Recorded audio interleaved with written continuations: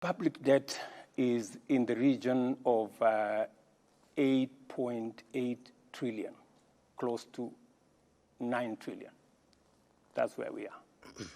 And so that you can contextualize this, it is the reason why, if you look at this budget, I have made a deliberate, conscious decision. In fact, against the advice of IMF. IMF actually wanted us to borrow slightly more. I told them no. I told them no, we're not borrowing.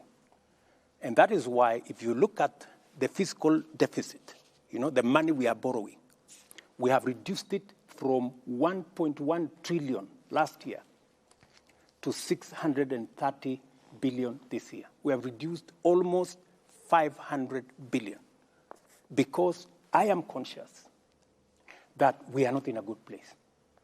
I am also aware what is happening to other countries. There are countries in our continent that have defaulted in their payments. When I am president, Kenya will not go that route.